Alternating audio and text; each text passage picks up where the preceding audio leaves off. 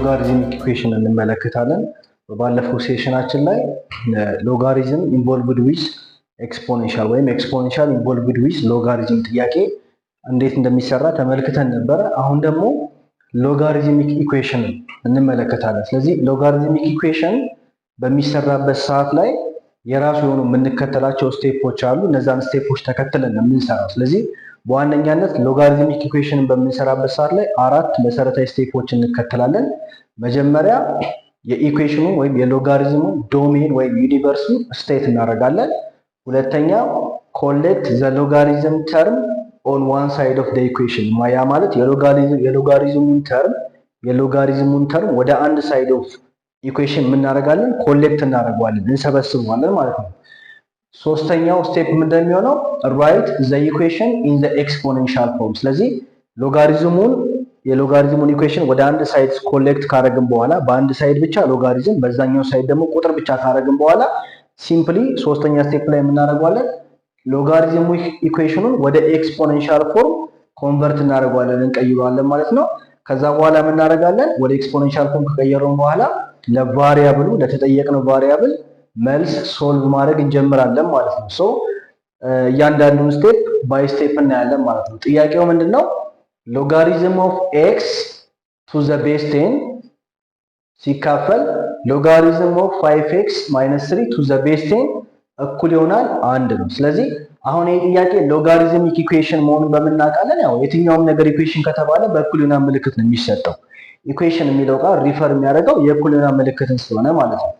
ሲቀጥል ይሄ ጥያቄ ሎጋሪዝም ነው ፕላስ ደግሞ በኢኩዌሽን መልክ ነው የተሰጠው። እኩል ይሆናል ተብሎ የተሰጠ ቫልዩ አለ ማለት ነው። ስለዚህ ይሄን ጥያቄ ሶልቭ በምናደርግበት ሰዓት ላይ ፍሮም ዘ ቢጊኒንግ ጥያቄው የተሰጠን ሎጋሪዝም ኦፍ ኤክስ ተብሎ ቤዙ አልተጻፈም። ስለዚህ ብዙ ጊዜ የሎጋሪዝም ጥያቄዎችን በምትሰሩበት ሰዓት ላይ ሎጋሪዝም ኦፍ ኤክስ ተብሎ ኤክስፖነንት ተሰጥቶ ቤዙ ካልተሰጠ ቤዙ ሲምፕሊ ምንድነው ማለት ነው? ቤዝ 10 ሎጋሪዝም ነው ማለት ነው። ምክንያቱም ቤዝ 10 ሎጋሪዝም ብዙ ጊዜ ቤዙ 10 ተብሎ አይጻፍም። ለምሳሌ አንድ ሎጋሪዝም ቤዝ 3 ከሆነ ቤዝ 3 ተብሎ ይጻፋል።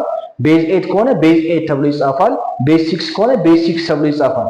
ነገር ግን ቤዝ 10 ሎጋሪዝም ከሆነ ብዙ ጊዜ ባይ ኮመን ሴንስ ሲጻፍ ራይቲንግ ላይ ሎጋሪዝሙ ቤዝ 10 ተብሎ አይጻፍም። ሲምፕሊ አንድ ሎጋሪዝም ኦፍ ኤክስ ተብሎ ከተጻፈ ኤክስፖነንት ከሆነች ኤክስ ቤዙ ስንት ነው ማለት ነው? 10 ነው ማለት ነው። ባይጻፍም ባይ ኮመን ሴንስ እንረዳዋለን ቤዙ 10 እንደሆነ ማለት ነው። ስለዚህ እዚህ ጥያቄ ላይ ሎጋሪዝም ኦፍ ኤክስ ብቻ ብሎ ሲሰጠን ኤክስ ኤክስፖነንቱ ነው፣ የሎጋሪዝም ኤክስፖነንት ነው። ስለዚህ ቤዙ ስንት ነው ማለት ነው?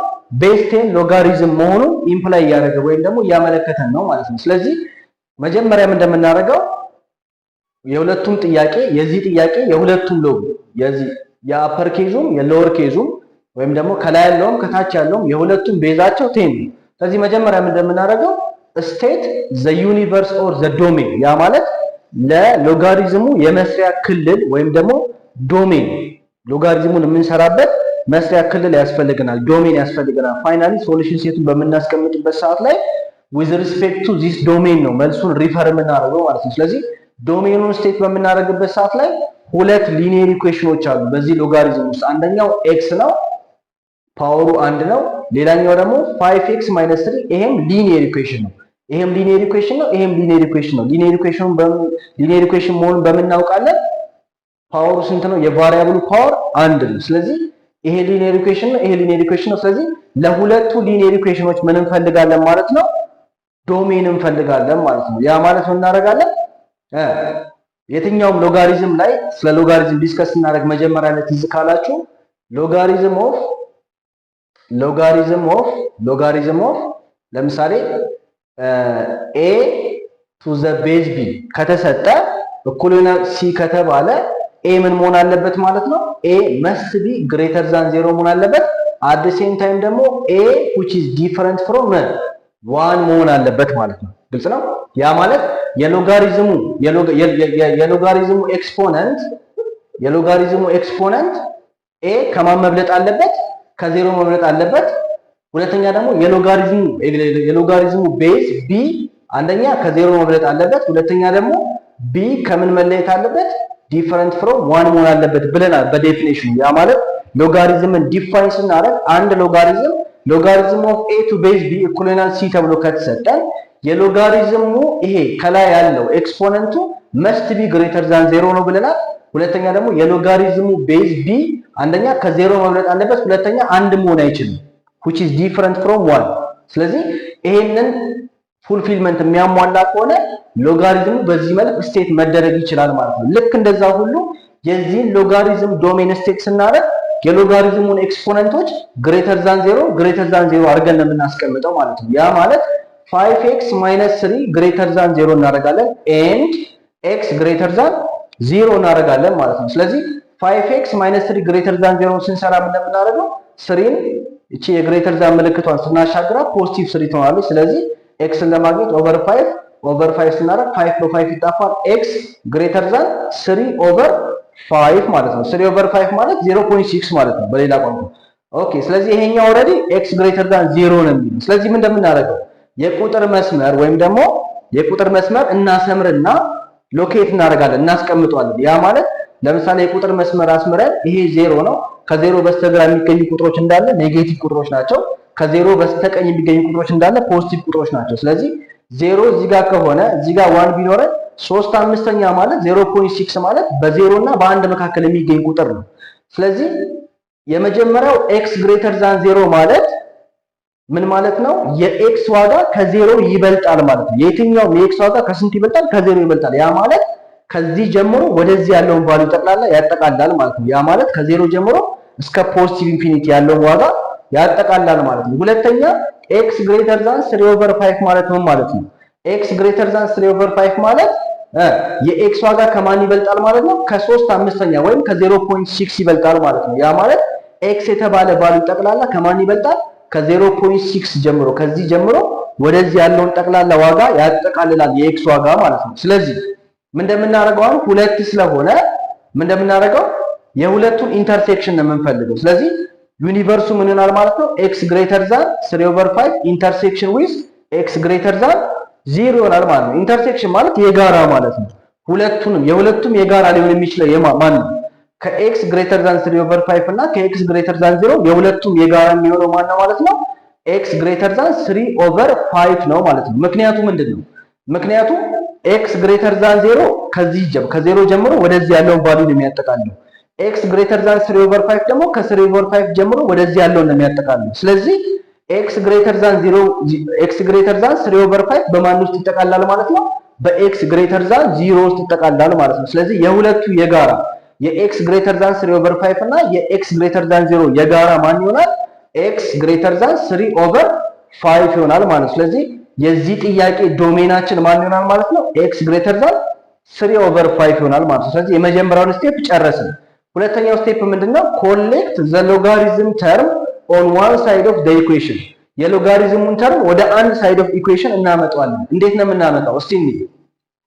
ሎጋሪዝም ኦፍ ኤክስ ቱ ዘ ቤዝ 10 ሲካፈል ሎጋሪዝም ኦፍ 5x - 3 ቱ ዘ ቤዝ 10 እኩል ይሆናል ስንት? 1 ማለት ነው። ስለዚህ ባለፈው ስለ ሎጋሪዝም ህግ ዲስከስ ስናደርግ አራት የሎጋሪዝም ህጎች አሉ በቴረም መልክ የተቀመጡ። የመጨረሻው ህግ ምንድነው? ባይ ዩዚንግ ቼንጅ ኦፍ ቤዝ የሚባል ህግ አለ።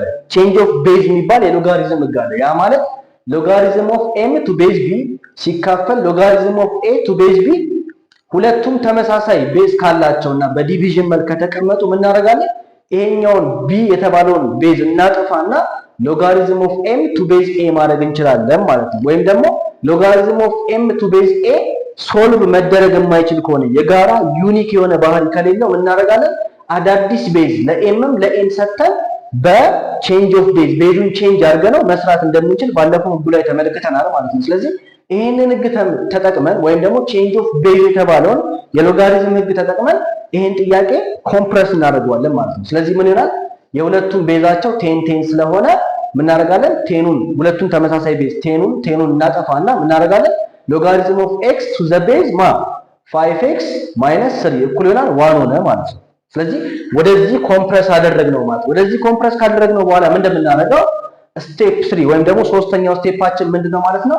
ራይት ዘ ኢኩዌሽን ኢን ዘ ኤክስፖኔንሻል ፎርም። ኢኩዌሽኑን ወደ ምን እንቀይረዋለን?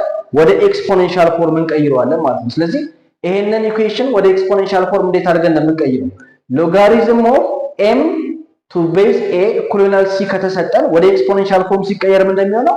a the power of c እኩል ይሆናል m ነው የሚሆነው ማለት ነው። ስለዚህ ይሄኛው ወደ ኤክስፖኔንሻል ፎርም ስንቀይረው ምን እናደርገዋለን?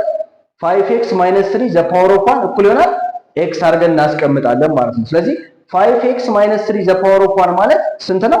ራሱ 5x - 3 ማለት ነው። እኩል ይሆናል እዚህ ጋር x አለ። ስለዚህ ይሄ ወደ ምን መጣልን ማለት ነው? ወደ ሊኒየር ኢኩዌሽን መጣ ማለት ነው። ስለዚህ እዚህ ጋር ካደረስን በኋላ ምን እንደምናደርገው ኮሌክት ላይክ ተርምስ ቫሪያብል ከቫሪያብል ጋር ቁጥር ከቁጥር ጋር ይሰበሰባል ማለት ነው። ያ ማለት ምን እናደርጋለን? ኤክስን ወደዚህ እናመጣና ኔጌቲቭ 3 ወደዛ እንወስደዋለን። ስለዚህ ኤክስ ፖዚቲቭ ነበረ የእኩልና ምልክትን ሲሻገር ኔጌቲቭ ይሆናል። 5x - x ምን ይሆናል ማለት ነው? 4x ይሆናል ማለት ነው። ስለዚህ እቺ ኔጌቲቭ 3 የእኩልና ምልክትን ስትሻገር ፖዚቲቭ 3 ትሆናለች። ስለዚህ ምን እናደርጋለን? 4x 5x - x 4x ይሆናል። እዚህ ጋር 3 ያለ። ስለዚህ x ለማግኘት እንደምናደርገው ዲቫይድድ ባይ 4 እናደርጋለን ማለት ነው። ያ ማለት 4 በ4 ሲጣፋ የx ዋጋ ስንት ይሆናል? 3/4 ወይም ደግሞ ስናካፍለው በዴሲማል ስናስቀምጠው 0.75 ሆነ ማለት ነው። አሁን እቺ መልስ ካገኘን በኋላ እቺ መልስ የዶሜኑ አባል መሆን ትችላለች ወይ የሚለውን ቼክ እናደርጋለን ማለት ነው። ስለዚህ 3/4 ማለት 0.75 ነው። ስለዚህ ዶሜኑን ደግሞ ስቴት ስናደርግ የኤክስ ዋጋ ከስንት መብለጥ አለበት ብለናል?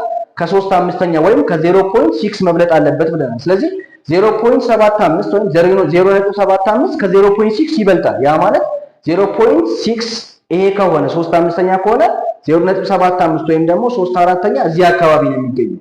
0.75 እዚህ አካባቢ ነው የሚገኘው። ስለዚህ ዞሮ ዞሮ የኤክስ ዋጋ ከ0.6 ወይም ደግሞ ከ3/5 መብለጥ አለበት ስለተባለ 0.75 ደግሞ የማን አባል መሆን ይችላል ማለት ነው? የኤክስ ግሬተር ዛን 3/5 የሚለው የዚህ ዶሜን አባል መሆን ይችላል። ምክንያቱም 3/4 ከማን ይበልጣል? ከ3/5 ይበልጣል። 3/5 0.6 ነው። 3/4 ደግሞ ስንት ነው? 0.75 ነው። ስለዚህ ዶሜኑን ስቴት ስናደርግ ምንድን ነው ያለው?